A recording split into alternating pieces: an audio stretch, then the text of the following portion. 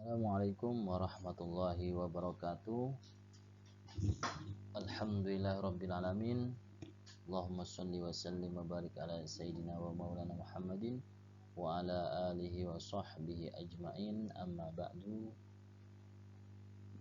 Segala puji bagi Allah yang telah memberikan kita kenikmatan, nikmat panjang umur, nikmat kesehatan, dan nikmat sebentar lagi kita dipertemukan dengan bulan yang penuh barokah, yaitu bulan suci Ramadan. Mudah-mudahan antum, Ustadz, dan seluruh umat Islam bisa memaksimalkan bulan Ramadan ini, karena bulan Ramadan ini bulan yang kita nanti-nantikan, karena tahun kemarin Ramadan ini serasa terkunci, tidak ada aktivitas mengaji, terawih terawih dibatasin, sholat jamaah juga dibatasin. Tapi sekarang alhamdulillah Ramadan kita agak sedikit enak karena kita akan menikmati lagi suasana sahur yang penuh dengan keceriaan, apalagi buka, kemudian mungkin nanti banyak sekali pengajian di bulan suci Ramadan. Amin ya rabbal alamin. Oke, kita berlanjut pada pembahasan yang terakhir di bab yang akan satu bab lagi kita akan menyelesaikan pelajaran SK ini di semester kedua. Oke, kemarin kita sudah membahas tentang perkembangan peradaban di era dinasti Abbasiyah. Kemarin kita membahas tentang kemajuan ilmu pengetahuan, itu di sana tentang ilmu kedokteran, kemudian ilmu kedokteran, ilmu perbintangan, kemudian atau astronomi, ilmu matematika, ilmu sejarah, ilmu filsafat, dan ilmu geografi. Ini pada masa dinasti Abbas ini sangat benar-benar melejit di dalam ilmu pengetahuan. Karena apa tadi? Karena tidak membatasi ruang gerak orang yang mau memperdalam ilmu pengetahuan. Kemudian pembangunan yang berkaitan dengan pendidikan juga difasilitasi. Kita akan membahas tentang pusat-pusat. Kali ini kita akan membahas tentang pusat-pusat peradaban di era dinasti Abbasiyah, atau ketika era dinasti Abbasiyah, pusat-pusat peradaban itu apa aja, atau di kota mana saja, kita akan bahas. Pusat peradaban dinasti Abbasiyah. Abbasiyah terkenal atau sangat gigih dalam upaya pengembangan ilmu pengetahuan. Upaya ini mendapat tanggapan yang sangat baik dari para ilmuwan dan para khalifah juga. Khalifah-khalifah yang ada di dinasti Abbasiyah ini juga menyiapkan beberapa fasilitas yang diberikan untuk para ilmuwan, di antaranya pembangunan pusat-pusat riset, terjemah seperti Baitul Hikmah, Majlis Munazarah, maksudnya pusat-pusat studi lainnya. Di antaranya pusat-pusat peradaban ini, peradaban Abbasiyah ini dibagi menjadi dua. Pertama, kota pusat peradaban. Kotanya itu kota mana saja, kota apa saja yang menjadi pusat peradaban di era dinasti Abbasiyah. Kemudian yang kedua yaitu bangunan tempat pendidikannya itu apa saja yang sudah dimiliki oleh dinasti Abbasiyah. Ya, kita bahas satu persatu. Yang pertama, kota atau kota yang merupakan pusat peradabannya itu kota apa saja.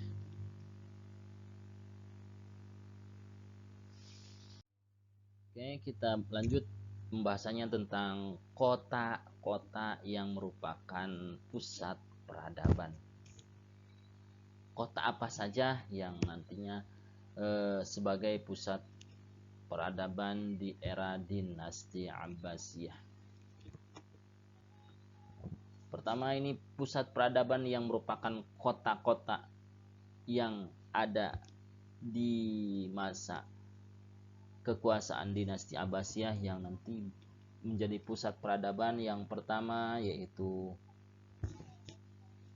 Kufah. Kufah ini berarti ibu kota pertama dinasti Abbasiyah.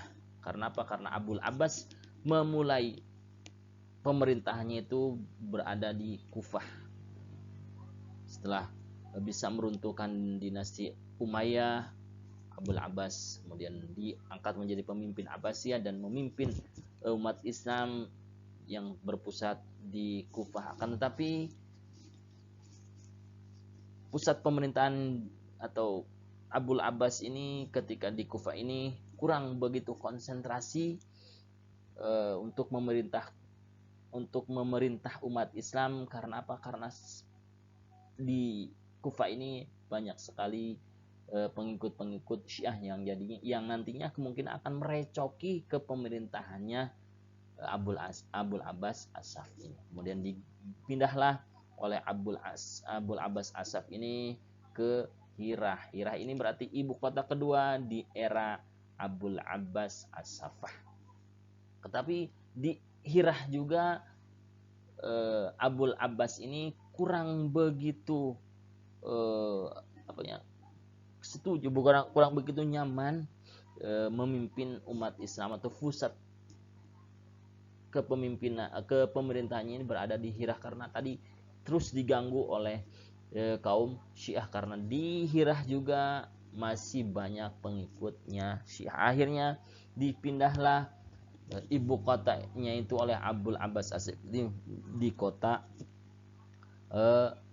Anbar. Berarti kota Anbar ini kota ketiga yang menjadi pusat pemerintahannya dinasti Abbasiyah. Di Anbar ini sebelumnya juga telah dibangun atau pembangunan pertama yang ada di Hira ini dibangun oleh Raja Persia. Kemudian Abul Abbas diperbaharui dan didirikanlah di Anbar ini istana yang menjadi pusat pemerintahan dinasti Abbasiyah era kekhalifahan Abul Abbas yang dinamakan Istana Hashimiyah ini. Di Anbar ini dia benar-benar memimpin atau memusatkan kepemimpinannya itu di Anbar dengan dibangunnya Istana Hashimiyah. Kemudian ketika Abul Abbas meninggal dan digantikan oleh Abu Ja'far Al-Mansur, Abu Ja'far Al-Mansur merasa di Anbar juga dia kurang begitu menikmati kepemimpinannya. Akhirnya dia memindahkan ibu kotanya ke Baghdad, dan Baghdad ini ibu kota terakhir di era dinasti Abbasiyah. Dan Baghdad ini pernah dijuluki sebagai Ratu Timur. Kemudian di Baghdad ini Abu Mansur membangun kota ini, dan kota Baghdad ini mengalami masa keemasannya itu di era Khalifah Harun Ar-Rasyid sampai Khalifah Al-Maknun. Ini sangat pesat sekali kemajuannya di kota Baghdad, karena di kota Baghdad ini nanti akan melahirkan ilmuwan-ilmuwan dan bangunan-bangunan yang ada di Baghdad juga yang berkaitan dengan pendidikan nanti akan dibangun di era Harun Ar-Rasyid dan disempurnakan di era Al-Maknun.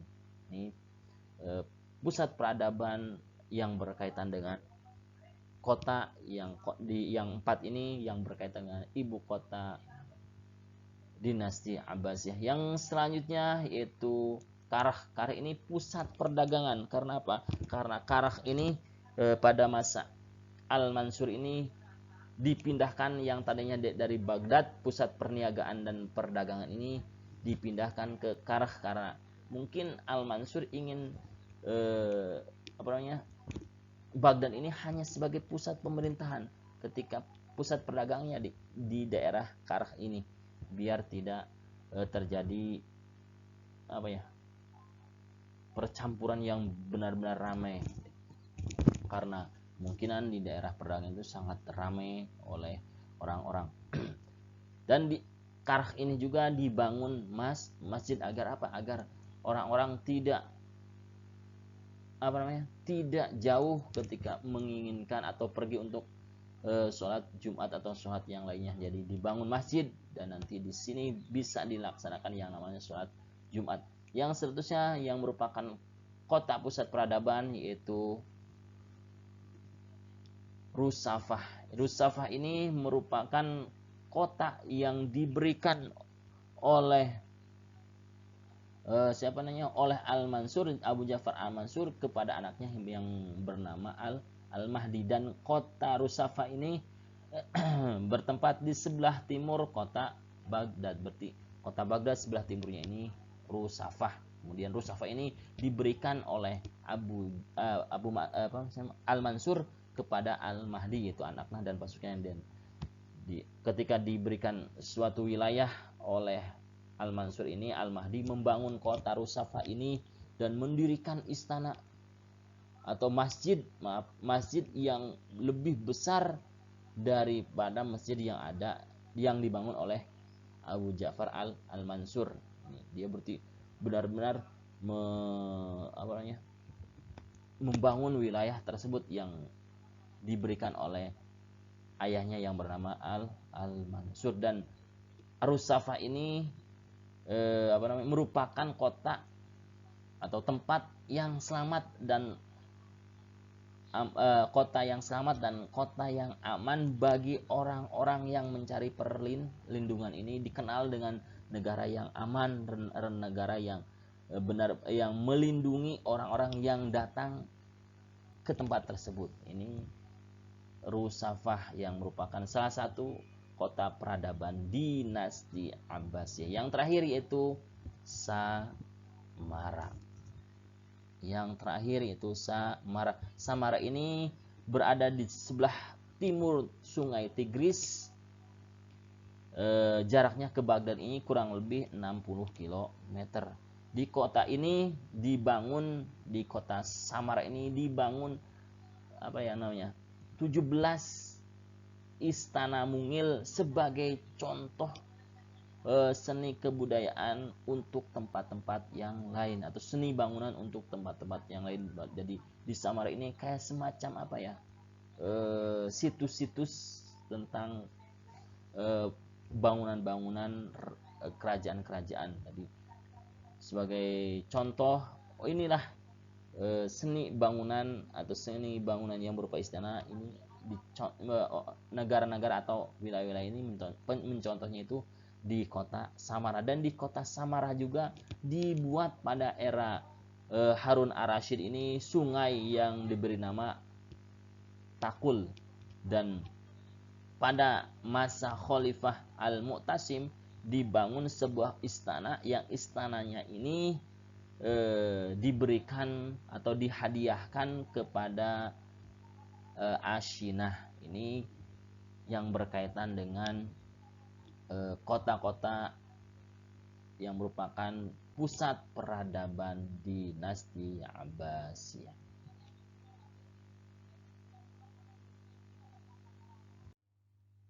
Seterusnya kita akan membahas bangunannya itu bangunan apa saja. Jadi kotanya sekarang bangunannya itu bangunan apa saja yang merupakan pusat peradaban pada dinasti Abbasiyah.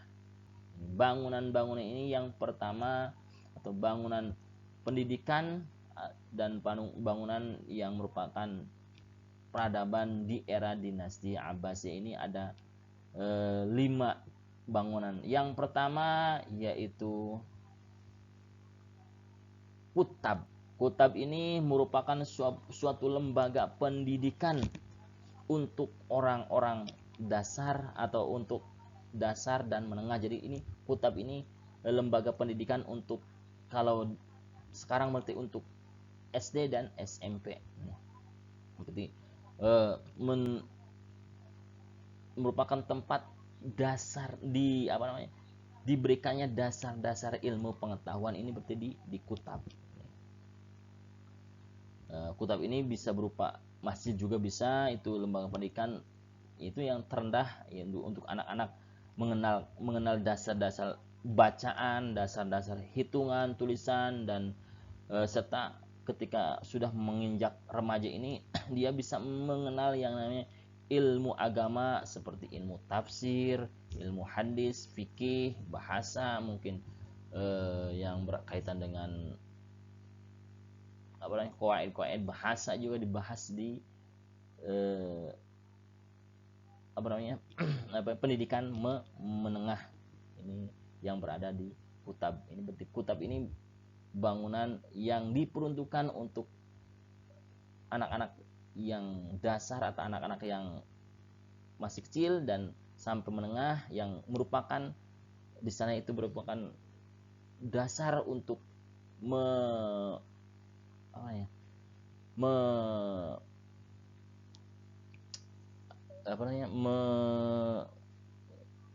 untuk ituin ilmu-ilmu yang lain, untuk nanti menularkan ilmu yang lain ketika sebelum menular atau mengeluarkan ilmu-ilmu yang lain, itu dengan cara tadi menerjemahnya ini berarti dengan adanya itu ilmu bahasa. Dan nanti ketika yang berkaitan dengan fikih, berarti ini nanti dasar fikihnya itu diletakkan di kutab ini.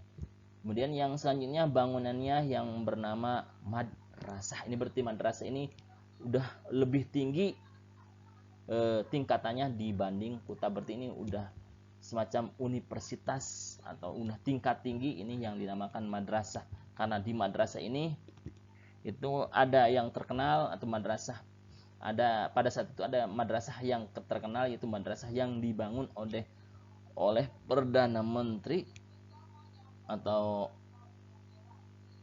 ya oleh Perdana Menteri yang bernama Nizam Al-Mulk. Itu ada madrasah yang dibangun yang nantinya madrasah ini dinamakan dengan madrasah Nizamiyah.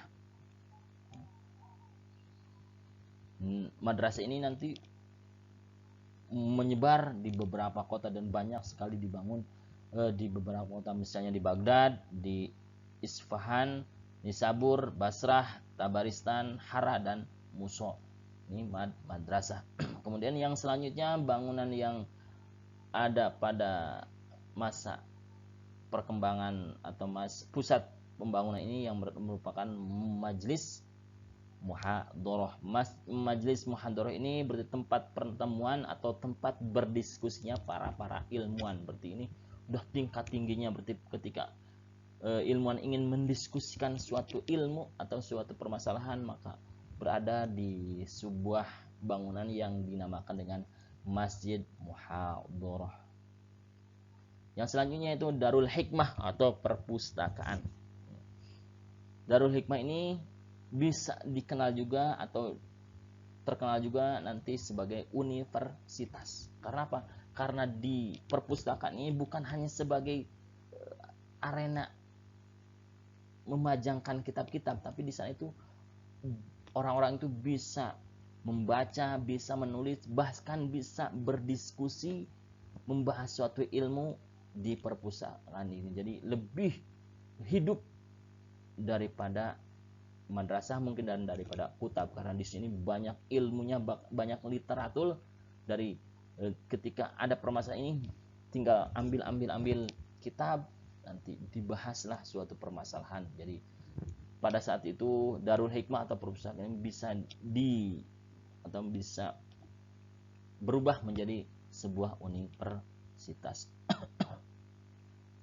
Kemudian yang selanjutnya yaitu masjid. Ini yang terakhir, yang merupakan bangunan pendidikan dan peradaban di era dinasti Abbasiyah ini, masjid. Karena masjid ini dari masa Rasulullah juga sudah menjadi pusat pemerintahan pun dan pusat segala-galanya. Jadi masjid tidak mungkin dilupakan oleh orang lain, karena masjid ini selain tempat beribadah, tempat pendidikan dan tahasus di masjid ini dijadikan tempat pusat pemerintahan juga pada era dinasti pada era Nabi Muhammad dan Khulafaur Rasyidin. Kemudian dialihkan ke pemerintahan itu, dibuatkan tempat khusus ketika era-era dinasti Umayyah dan sekarang dinasti Abbasiyah, dan tetap masjid ini masih dijadikan pusat untuk tempat ibadah dan pendidikan juga. Masjid-masjid yang terkenal pada era dinasti Abbasiyah, yang pertama Masjid Cordova, yang kemudian yang seterusnya Masjid Ibnu Taulun, kemudian yang terakhir itu Masjid Al-Azhar. Ini ada 3 masjid yang terkenal di era dinasti Abbas, yaitu Cordova, Masjid Ibnu Taulun, yang ketiga yang terakhir yaitu Masjid Al-Azhar. Oke, Ustaz kira cukup untuk pembahasan kali ini. Mudah-mudahan ada manfaatnya, dan sekali lagi mudah-mudahan kita bisa atau diberikan kesehatan dan bisa menjalankan ibadah puasa dengan sempurna. Akhir kalam, assalamualaikum warahmatullahi wabarakatuh.